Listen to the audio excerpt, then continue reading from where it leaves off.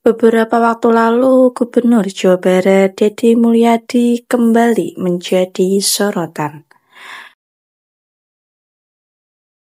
Lewat akun Instagram miliknya, Deddy menyatakan pemerintah Provinsi Jawa Barat akan menanggung gaji para sopir truk dan pekerja tambang di Parung Panjang, yang kini kehilangan penghasilan akibat penutupan sementara jalur tambang.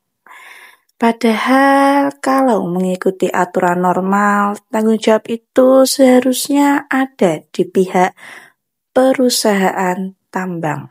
Dan seluruh kegelisahan itu kami sudah mempertimbangkannya. Walaupun sebenarnya perusahaan juga memiliki tanggung jawab terhadap para pegawainya yang diakibatkan dari berhentinya produksi. Sebenarnya seperti itu. Itu kalau kalangan pabrik itu yang terjadi.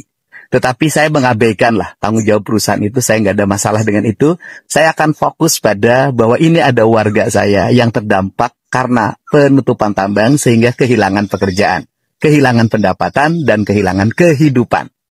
Kasus ini bermula dari penutupan sementara jalur pertambangan di Parung Panjang.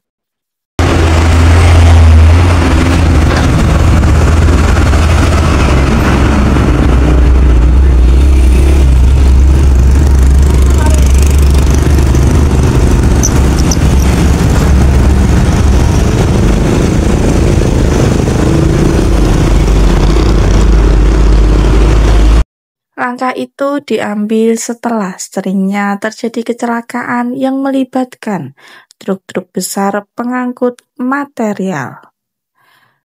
Jalan rusak, debu tebal, dan suara mesin menjadi pemandangan sehari-hari. Banyak warga yang menjadi korban. Ada yang luka, cacat permanen, bahkan meninggal dunia. Didi kemudian memanggil para korban ke pendopo gubernur. Ia menyerahkan santunan langsung baik kepada keluarga korban meninggal maupun mereka yang masih dirawat akibat kecelakaan. Saya memberikan santunan bagi keluarga korban yang meninggal, saya siapin 25 juta. Kemudian yang luka berat saya siapin 20 juta. Yang luka ringan yang saya siapin 15 juta. Yang mengalami cacat permanen seumur hidup saya siapin 50 juta. Ini negara loh, negara. Tapi setelah jalur tambang ditutup, muncullah persoalan baru. Ratusan sopir dan pekerja tambang kehilangan pekerjaan. Tak ada lagi pemasukan harian. Perusahaan tambang pun diam tanpa kejelasan soal gaji ataupun bantuan sosial. Akhirnya Deddy memutuskan langkah yang tak biasa. Ia siapkan dua opsi. Bahwa pemerintah Provinsi Jawa Barat sedang menyiapkan dua opsi. Pertama, gaji setara UMR bagi para pekerja selama masa penutupan. Opsi yang pertama adalah memberikan bantuan selama penutupan per bulan 2-3 juta per karyawan atau per kepala keluarga. Yang kedua, memindahkan sebagian tenaga kerja ke pekerjaan baru di lingkup Pemprov Jawa Barat. Yang kedua adalah menyiapkan pekerjaan bagi mereka yang bekerja di sektor tambang, menjadi kuli belah batu, kuli mikul, operator beko. Dari tenaga kebersihan, sopir, operator alat berat, sampai tenaga pemadam kebakaran. Ia minta waktu 1 minggu untuk merealisasikan semuanya. Terima kasih, mohon sabar, dalam seminggu ini kami akan segera bergerak untuk melakukan realisasi terhadap apa yang menjadi kebutuhan.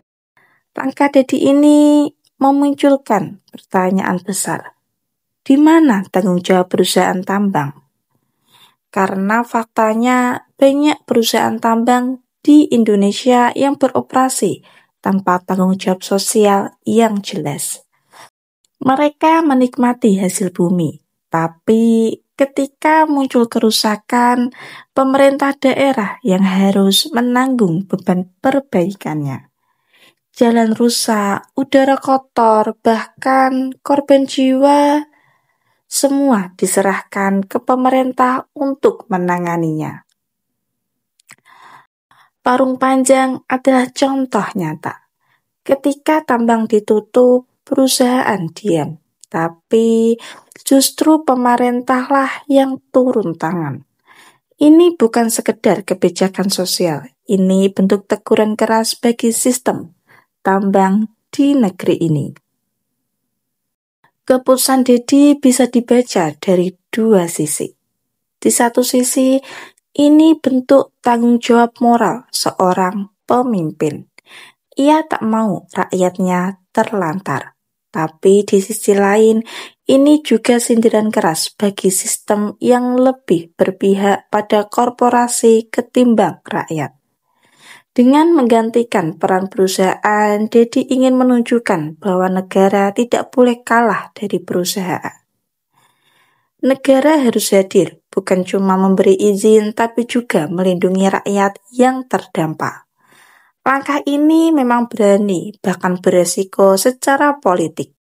Tapi justru disitulah poinnya. Dedi ingin menunjukkan kalau pemimpin bisa berpihak tanpa harus menunggu instruksi dari atas.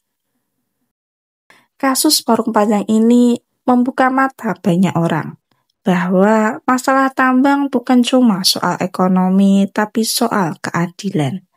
Ketika perusahaan bisa untung dari tanah rakyat, maka mereka juga harus tanggung jawab atas dampaknya.